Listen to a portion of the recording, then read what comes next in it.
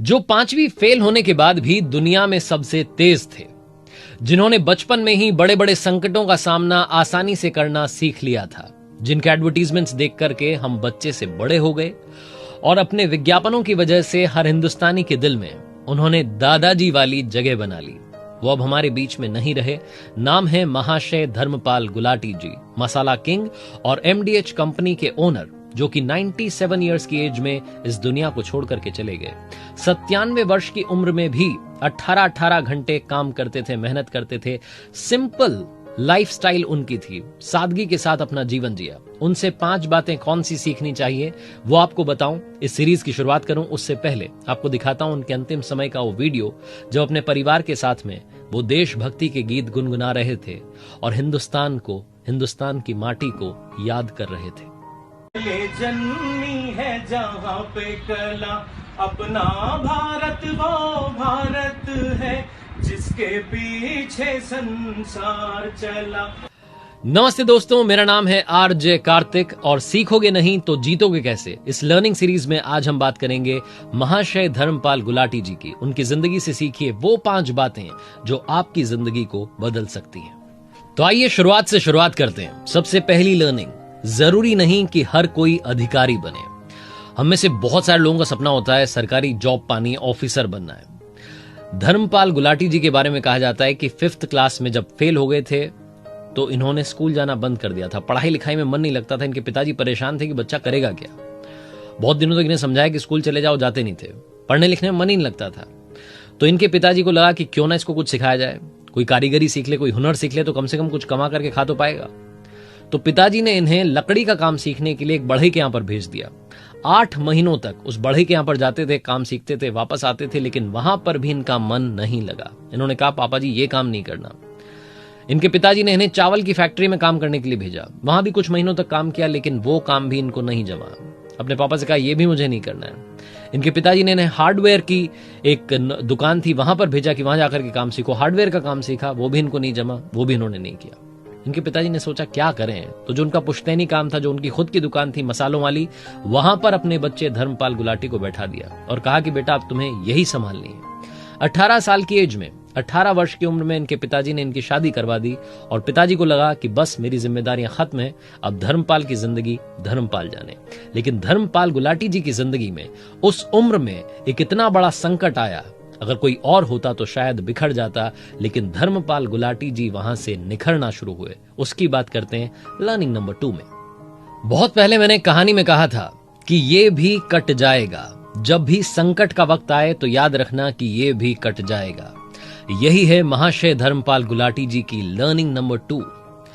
सियालकोट, जहां पर महाशय धर्मपाल गुलाटी जी का जन्म हुआ, जहां उनका परिवार था, जब 1947 में देश विभाजन हुआ, बंटवारा हुआ, तो वो जगह पाकिस्तान में आ गई और उस वक्त दंगे भड़क गए थे। महाशय धर्मपाल गुलाटी जी को अपनी जान बचाने के लिए वहां से भागना पड़ा। रातों रात ट्रेन पकड़ के लाहौर से अमृतसर पहुंचे। जिस ट्रेन में वो चढ़े थे उसमें लाशें ही लाशें बिछी थीं। अपनी जान पर खतरा था, संकट था। उस संकट के वक्त में भी उन्होंने भरोसा रखा कि सब कुछ ठीक होगा। शायद हिंदुस्तान जाने के बाद में तस्वीर बदल जाए, फिर से मेरी जिंदगी में वो खुशियां लौट आए और जो मैं करना चाहता हूं वो मैं कर पाऊं। 1947 में जब संकट की इतनी बड़ी घड़ी सियालकोट में रह रहे धर्मपाल गुलाटी जी की जिंदगी में आई तो उन्होंने हार नहीं मानी थी। वो उस ट्रेन में सवार हुए, अमृतसर पहुंचे, रात वहीं रुके। अगली सुबह फिर से ट्रेन पकड़ के दिल्ली के करोल बाग में अपनी बहन के यहां पहुंच गए और वहां से महाशय धर्मपाल गुलाटी जी की जिंदगी का वो सफर शुरू हुआ जिसकी वजह से आज आप और हम उन्हें याद कर रहे हैं। यही है हमारी लर्निंग नंबर 3। आइए उसके बारे में बात करते हैं। लर्निंग नंबर 3, दोबारा से शुरुआत करो। जिंदगी में दोबारा से शुरुआत करने से ना घबराएं। क्या पता अब की बार जिंदगी आप अपने हिसाब से बनाएं। महाशय धर्मपाल गुलाटी जी की जिंदगी में जब 1947 के विभाजन के बाद में, बंटवारे के बाद में इतना बड़ा संकट आ गया कि उन्हें सियालकोट छोड़ करके दिल्ली आना पड़ा। अपनी बहन के घर पर रहने लगे, शरण में आ गए। यहां बचना था, जान भी बचानी थी, पैसा भी कमाना था, जिंदगी में आगे भी बढ़ना था। उनके पास में उस वक्त मात्र 1500 रुपए थे, जो कि उनकी कुल जमा पूंजी थी। जो वहां मिर्च मसालों का व्यापार करते थे उससे वो पैसा उन्होंने कमाया था। उन 1500 रुपयों में से 600 रुपए का उन्होंने तांगा खरीदा और दिल्ली में नई दिल्ली स्टेशन से कुतुब रोड, करोल बाग, वहां तांगा चलाने लगे। कोचवान तांगा चलाने वाला 47 में दिल्ली आया था। 27 नंबर को मैं तो कोचवान था, तांगा चला करता भैया। बड़ा दूर आपसे करोड़ बाद दोनों सवारी, कनाड़ पे से करोड़ बाद दोनों सवारी, पहाड़ यहाँ से कुतुब रोड दोनों सवारी। अच्छा भाई आज भी कोचवान हूँ भैया, ठीक है अब मैं तुम्हारा घोड़ा बना हुआ, घोड़ा ये देख लो।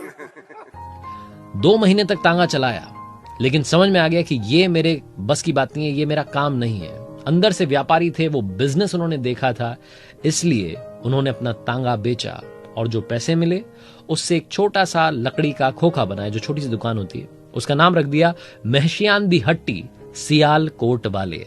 और यहां से उन्होंने अपनी जिंदगी की दोबारा से शून्य से शुरुआत की, जो आगे चलकर 2000 करोड़ रुपए का मसालों का बिजनेस बना। Learning number 4, believe in yourself. एक बात आपसे कहना चाहता हूं, रख भरोसा खुद पर। क्यों ढूंढता है फरिश्ते?